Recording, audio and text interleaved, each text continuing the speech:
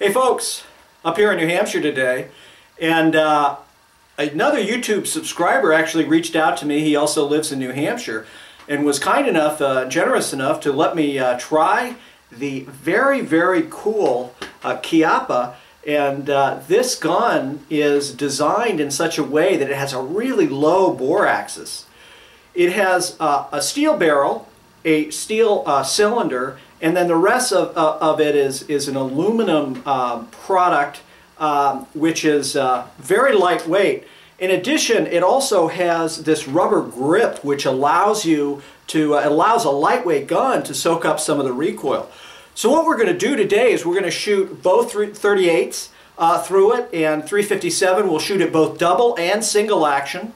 And as you'll also see, I'll do a comparison with this gun and the video that I shot with the 686, again using the same ammunition to give you a perspective on what that looks like and just how it goes. The one thing I've heard about this gun and the videos that I've watched and the people that I've talked to, it's very low recoil, and because the bore axis is so low in the hand that as you're firing it, you're not getting your typical muzzle rise or muzzle flip that you would experience with other conventional kinds of revolvers. So it's a very cool, modern looking gun, and we're going to shoot this thing and give you a perspective. I'm totally psyched, so let's give it a shot. So the aluminum that it's called is ergel, which is a cool substance. Don't know much about it. Again, this is the Rhino 50DS, and we're going to shoot this thing and have some fun, so let's get at it. So the first thing I'm going to do here is shoot 38 Special. This is some Winchester white box ammo, and then we're going to transition to 357. I'm going to shoot double action for the first 6 shots, then we'll transition over to single action, and then we'll go to the Magnum loads and see how it looks. So let's get right to it.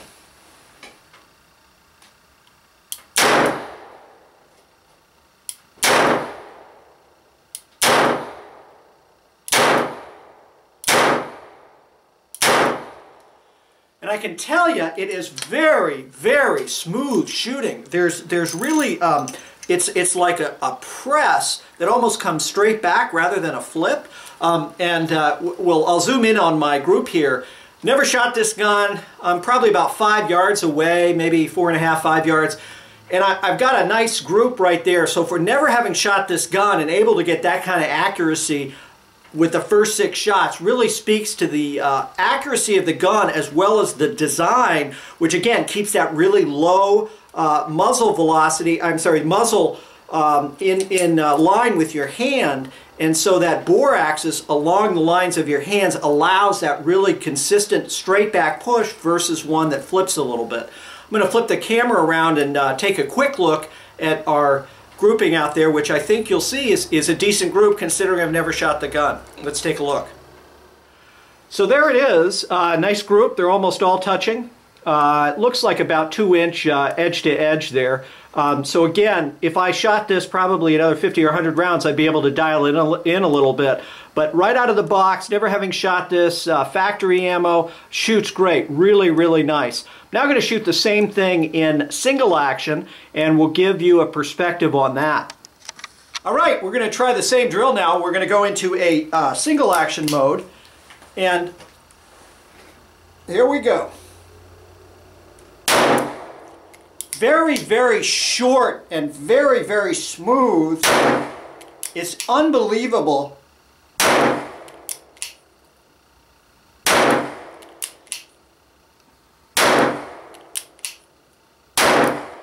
Awesome. I threw the last shot out. I was shooting a little too fast for the gun. But what I'm feeling here is the distance between, once the gun is in that single action mode, it's really a very light and very short press, which means that if you're trying to go for accuracy, you're able to get right in there right away and really make that happen. We're now going to switch to 357 Magnum and give that a shot. This should be really fun with this gun. Given its design and giving that low bore axis, we should really be able to get some nice good hits. I'm going to try to shoot just a wee bit faster and see what's happening as I do that. But I can tell you so far it's just a fabulous gun. Okay, so now we're going to shoot. I've got an IDPA target that I was shooting a little earlier. It's at 7 yards. And I'm going to shoot this, I'm going to shoot double action with this, with the camera right in front so you can get some sense of our recoil. And then we'll move the camera a little bit and take another look.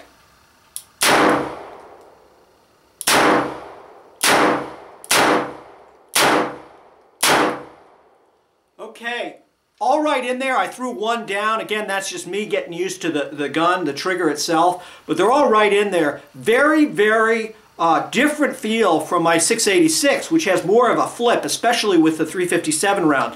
So again, that low bore axis pressing straight back is more of a push than a snap. And we are shooting a factory PMC bronze 357 jacketed soft point. So this is factory ammunition that's jacked up. It's not super hot like buffalo bore or something like that, but it is certainly snappy. I'm not feeling that snap though in this revolver, so you can see why many people like the Rhino and why you hear so many great reviews on it is because people like the fact that you can shoot relatively quickly, get good hits, and yet not have that muzzle flip that you typically experience with a hot 357 load. So we're going to move now the camera slightly, and we'll give you a slightly different view. I'm going to move the camera down and out a little bit and give you a sense of how much muzzle flip that we're getting, and I think you're going to find it's not very much. Okay, again, 357 rounds going through this. This is the Rhino.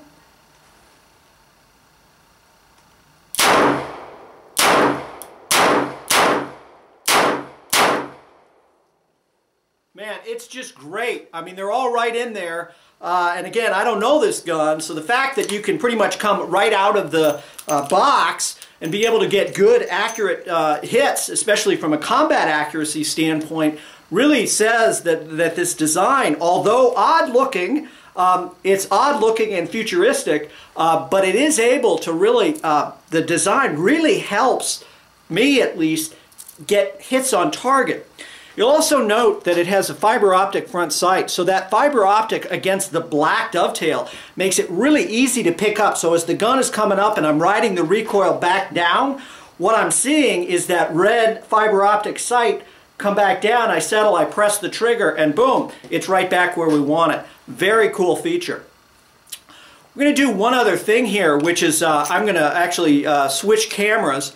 And we'll go to a point of view, and we'll shoot some on a point of view look, giving you a perspective on both the 38 Special and the 357. And then we're going to wrap up the video. So let's get to it. Rhino.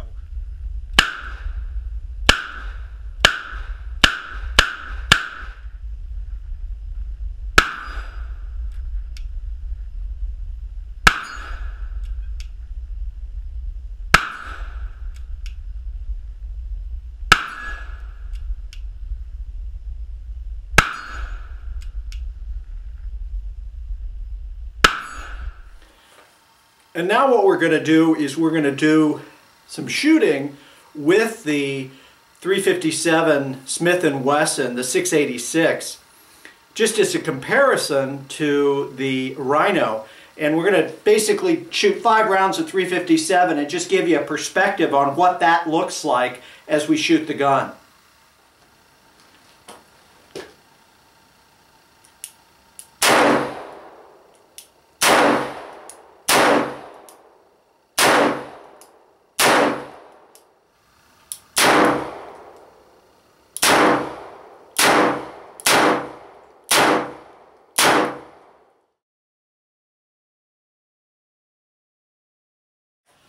Well, folks, that's it. That's the Rhino. We shot this thing, and I have to say, this Rhino, this 50DS, is just a fabulous, fabulous revolver. What I really liked is the fact that you can get accurate hits quickly because there's not much muzzle flip. The fact that that bore axis is so incredibly low, and it's actually coming right back into the palm of your hand, allows you to keep the gun right on point, and again, it's more of a push than a snap. So for those of you who are interested in something that is different, and yet, I think just super cool. I mean, I just fell in love with these things. I need one for my collection here. I think you'll find this gun one that you really want to have some serious consideration for if you're getting into 38 357. So a special thanks to Dave for allowing me to borrow this gun. Dave also lives up here in New Hampshire, and reached out to me and said, hey, come do a review of this gun. And so want to thank him. I'm sure all the subscribers out there also want to thank him. I want to thank you for watching, and if you like this video, click the little like box, which is the thumbs up arrow in the left side of the video screen. Tell your friends and your family. We'd love to have more subscribers on the channel. Thanks so much for watching, and as always, stay safe.